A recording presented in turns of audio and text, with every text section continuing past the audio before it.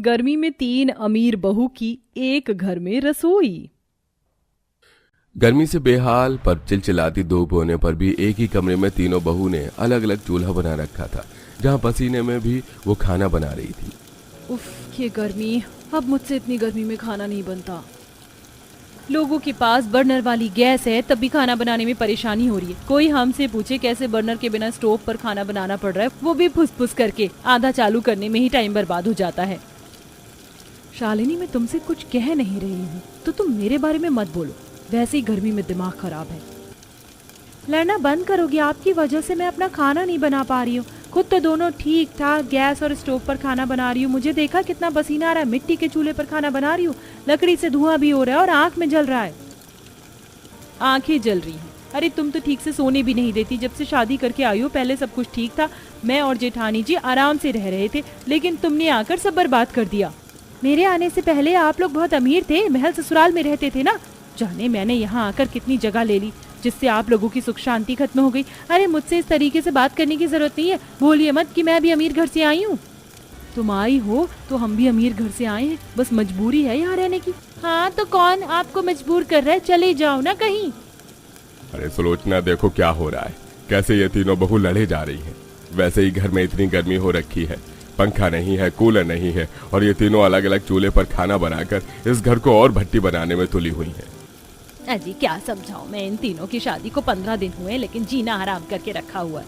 अच्छा, एक तो मैं आप लोगों के बारे में सोच रही हूँ, आपको खाना बनाकर खिलाना चाहती हूँ, और आप लोग मुझे भी लपेट रहे हैं। हाँ तो तुम तीनों ने कोई भारत रत्न पुरस्कार जीतने का कोई काम नहीं किया? शर्म तो आती नहीं है? 3 बहू घर में 3 अलग चूल्हे से हम 3-4 लोगों के लिए इतना डबल ट्रिपल खाना बना रही हो। कितना राशन बर्बाद हो रहा है, कितनी गर्मी हो रही है, तुम लोगों को नहीं दिख रहा? आप सही बोलती हो माँ, ये सच में बेशर्म है। ऊपर से तीनों अमीर घर से होने के बावजूद भी दहेज का एक सामान नहीं लाई। अरे कम से कम दहेज का सामान लाती तो इस घर में थोड़ा काम तो आता। ऐसे गर्मी में मर नहीं रहे होते। बस करो भारती, बहुत बोल रही हो तुम। एटलीस्ट सच बोला मैंने।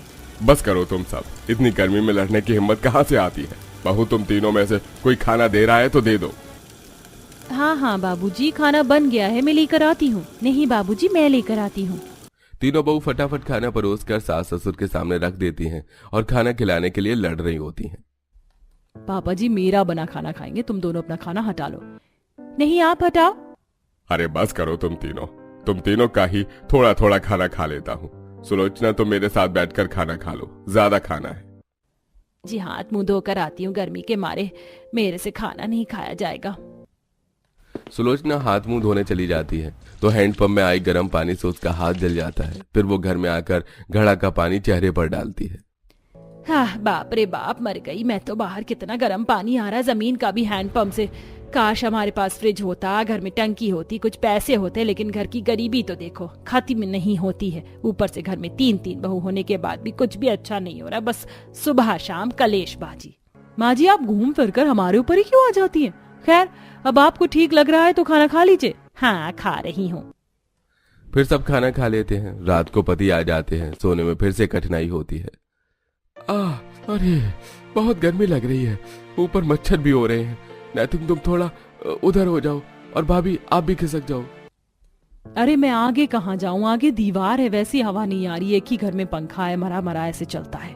मुझे नहीं पता नैतिक, तुमसे शादी करने के बाद मैं गरीब घर में आ जाऊंगी। यहाँ तो कूलर भी नहीं है, इसी की क्या ही बात करें। भैया भाभी वैसे ही बहुत गर्मी है, आप लोग सो जाओ। रात को भी आप सबको चैन नहीं है। जैसे तैसे सब सो जाते हैं। अगले दिन घर में पड़ोसन सुलेखा अपने पति के साथ अपने बेटे की शादी का कार्ड देने आती है। तब अरे सुलेखा बहन, राजीव भाई आइए बैठिए। कैसे आना हुआ? बहू जरा 2 कप चाय बना कर लाना। अरे हमारे बेटे की शादी, इसलिए आपको कार्ड देने आए हैं। अच्छा अच्छा, बधाई हो। अच्छा बधाई हो। सास की बात सुन तीनों बहू अलग अलग चूल्हे पर चाय बनाकर लाती हैं तो ये देख पड़ोसन मजाक उड़ाती है। ये क्या सुलोचना, तेरे घर में थोड़े ही दिन पहले 3 बहू शादी करके आई हैं। तूने कुछ ना बताया, ना शादी में बुलाया, और हमने पूछा भी नहीं। लेकिन यहाँ तो 3-3 चूल्हे पर अभी से ही खाना बन रहा है। क्या बंटवारा हो गया या बन नहीं रही है इनमें? वही तो बताओ सुरेश भाई, आप ही कह दो। राजीव भाई, घर का मामला है, मैं अभी आपसे कुछ नहीं कहना चाहता। अभी तीनों बहू चाय लेकर कहती हैं। ये लीजिए चाय पीजिए। नहीं, आप मेरे हाथ की बनी चाय लीजिए। नहीं नहीं, आप इन दोनों की नहीं, मेरे हाथ की बनी चाय लीजिए, आपको अच्छा लगेगा, इसमें नमकीन भी है। देखा सुलोचना, तेरे घर का हाल। अब बता हम किसके हाथ की चाय पिए भाई, हम तो चल रहे हैं, ये चाय तुम अकेले पी लेना। वैसे भी इतनी गर्मी में हम चाय नहीं पी सकते। ये कहकर पड़ोसी लोग मजाक उड़ाकर चले जाते हैं। दरअसल पहली अमीर बहू तो दिग्विजय से यूं ही शादी करके आ गई थी, लेकिन राहुल ने शालिनी से उसके घर से भागकर शादी कर ली और तीसरा वाला इतना मासूम दिल का निकला कि आत्महत्या करती। रितिका को उसने बचा लिया और शादी करके घर ले आया। माँ बाप ने तो कुछ नहीं कहा, लेकिन शादी के कुछ ही दिनों में उनकी लड़ाई होने लगी, क्योंकि अमीर घर से होने की वजह से वो गरीब ससुराल में रह नहीं पा रही थी, लेकिन मजबूर होकर रह रही थी। वहीं तीनों घर के बेटे भी फैक्ट्री में काम करके घर का खर्च चलाने की कोशिश कर रहे थे। वक्त गुजर जाता है, आए दिन गर्मी में बुरा हाल होता है। वहीं तीनों पत्नी कभी अपने पति से लड़ती तो कभी घर वालों से, तो कभी आपस में ही। एक शाम तीनों बहू बाजार से सामान लेने गई थी। तभी तीन बहू को प्यार से सामान लेता हुआ सुलोचना और उसकी बहू देखती है, और इसके बावजूद भी तीनों लड़ती हैं। अरे मैं लौकी की सब्जी ले रही हूँ ना कोफ्ते बनाने के लिए, तो तुम दोनों कोई दूसरी सब्जी क्यों नहीं ले रहे? मेरी नकल मत करो। अरे नकल करने के लिए आप ही बची हो क्या? आप कुछ और सब्जी ले लो, मुझे तो यही बनानी है। रितिका तुम शिमला मिर्च ले लो, नहीं तो आलू खरीद लो। अरे मैं हमेशा ही क्यों सैक्रिफाइस करूँ? छोटी हूँ तो आप दोनों मुझे ही बोलोगे, कभी खुद बड़प्पन भी दिखा दिया करो। तीनों बीच बाजार में लड़ने लग जाती हैं। आते जाते लोग उन्हें देख रहे होते हैं। तभी सुलोचना उन तीनों को घर लाकर सुनाने लगती है। कब सुधरोगी तुम तीनों, मुझे ये बता दो। देखा था ना बाजार में तीन बहू कैसे प्यार से सामान ले रही थी, और खुद को देखो कैसे कुत्ते बिल्ली की तरह लड़ रही थी। जब से शादी करके आई हो मेरे घर की सुख समृद्धि शांति भंग कर दी है। इससे अच्छा तो हम पहले ही गरीबी में रोटी बनाकर खा रहे थे, तुम्हारे आने के बाद भी सब बर्बाद हो रहा है। डबल राशन जाता है, मेरे बच्चों के पैसे लगते हैं। अगर यही पैसे बच जाते तो अब तक कूलर आ जाता घर में। वैसे तुम हाय गर्मी करती रहती हो, लेकिन तुमने घर के लिए अभी तक किया ही क्या है? अरे तुम तो पढ़ी लिखी गंवार हो, एक रसोई में मिलकर खाना नहीं बना सकती। सास की ये बात सुन तीनों बहू की बोलती बंद हो जाती है। अगले दिन घर में उनसे कोई बात नहीं करता। तब अकेले में तीनों बहू। सच में अब तो सर से पसीना बहते बहते पैरों तक आ गया है। माँ जी ने कल हम तीनों को सही डांटा है। हमने पैसे तो बहुत बर्बाद किए, लेकिन अब पैसे बचाने के लिए और कमाने के लिए क्या करें? दीदी ऐसा कुछ काम करते हैं जो हमारी पढ़ाई लिखाई नॉलेज काम आए। मुझे समझ आ गया हमें क्या करना चाहिए। बड़ी दीदी ट्यूशन पढ़ा लेंगी, मुझे फॉर्म वगैरह ऑनलाइन डॉक्यूमेंट के काम अच्छे से आते हैं, मैं वो करूंगी, और तुम कंप्यूटर क्लास दे दो बच्चों को, हर महीने 500 रुपए फीस। हाँ, इससे हमारे घर वाले भी खुश हो जाएंगे और धीरे धीरे हम अपना घर बनवा लेंगे और एसी कूलर भी ले आएंगे, साथ में चूल्हा भी एक ही रखेंगे। हाँ बिल्कुल। तब से तीनों बहू प्यार से घर में काम करने लगती हैं। बाकी की दो चूल्हे हटा देती हैं। साथ ही थोड़ा लोन लेकर रितिका 3-4 कंप्यूटर ले आती है, जहां आसपास के बच्चों को पर्चा बांटा जाता है। कंप्यूटर और कोचिंग क्लास के लिए दोनों बहू ट्यूशन पढ़ाती हैं, एक कंप्यूटर का और एक सब्जेक्ट का। बाकी तीसरी बहू घर के एक कोने में साइबर कैफे का काम खोल लेती है। लोगों के ऑनलाइन डॉक्यूमेंट भर के पैसे भेजकर और आधार कार्ड का काम करवाकर धीरे धीरे घर की आर्थिक स्थिति को बेहतर करने में मदद करती है। और 3 महीने में ही वो घर में EMI पर एक एसी ले आती है, जिससे पूरे घर में एसी की ठंडी हवा बहती है। साथ ही अब उनके ट्यूशन के बैच भी बहुत ज्यादा होते हैं। कंप्यूटर का लोन भी उतार देती है और घर में मॉडर्न रसोई भी बन जाती है। एक दिन, अरे वाह, जैसे ही तुम तीनों की अकल पलटी इस घर की काया पलट गई। देखो तो अब तो हमारी रसोई भी बहुत अच्छी हो गई और घर में गर्मी की दिक्कत भी नहीं है। और माँ जी ये सब आपकी उस दिन की डांट की वजह से हुआ है, तभी हम संभल पाए। और अभी तो देखना आप, हम इसका ऊपर का फ्लोर बनाएंगे और फ्रिज भी लेकर आएंगे। हाँ बिल्कुल बच्चों। इस तरह तीनों अमीर बहू अपने गरीब ससुराल को बेहतर कर देती हैं और वहाँ खुशी खुशी रहने लगती हैं। कितना समय लगाएगी बहू? यहाँ सब खाने का इंतजार कर रहे हैं। बस माँ जी आ गई। कंचन हाथ में कांच का कटोरा लिए डाइनिंग टेबल की तरफ बढ़ रही होती, तभी उसके हाथ से कांच का कटोरा छूट जाता है। हे भगवान, इसने ये क्या किया? पहली रसोई में ही सत्यानाश कर दिया। अब तो माँ जी के तांडव से कंचन को कोई नहीं बचा सकता। देखा नहीं था कल कैसे दीदी को एक गिलास पलटने पर सुना रही थी, जबकि वो टूटा भी नहीं था। क्या बात है बहू, मैंने अपनी कांच की रसोई का सत्यानाश करवाने के लिए तुझे अपने घर की बहू बनाया है? खा लिया खाना, भर गया पेट और हो गई आपके कांच के महल को ढाने की तैयारी। सीमा और मधु डरे हुए थे। वहीं कुंती लगातार कंचन को खरी-खोटी सुना रही थी। आखिर कांच की रसोई के लिए कुंती का इतना प्यार क्यों? जो कुंती एक कटोरे के टूट जाने पर इतना भड़क क्यों रही थी, इसे जानने के लिए हमें कहानी में पीछे चलना होगा। दीनानाथ अपनी 3 बेटी सीमा, कंचन और मधु के साथ रहता था। दीनानाथ की पत्नी सावित्री की एक बीमारी के कारण कई साल पहले ही मौत हो चुकी थी। दीनानाथ की तीनों बेटियों के लिए एक ही घर से रिश्ता आता है। तुम तीनों को मैं माँ का प्यार तो नहीं दे पाया, लेकिन जिस घर में तुम लोग जा रही हो वहाँ तुम्हारी सास तुम्हारा अच्छे से ध्यान रखेंगी। दीनानाथ को अपनी तीनों बेटियों के लिए एक ही घर में रिश्ता मंजूर था। रिश्ता पक्का होने के बाद कुछ ही दिनों में दीनानाथ की तीनों बेटियों की शादी कुंती के तीनों बेटों से करवा दी जाती है। आज से ये घर तुम तीनों का है। पिता का घर तो हमेशा पराया होता है और बेटियां पराया धन। बिल्कुल भाभी, आज से ये घर आप सभी का है। सीमा, कंचन और मधु का ससुराल में काफी अच्छे से स्वागत किया जाता है।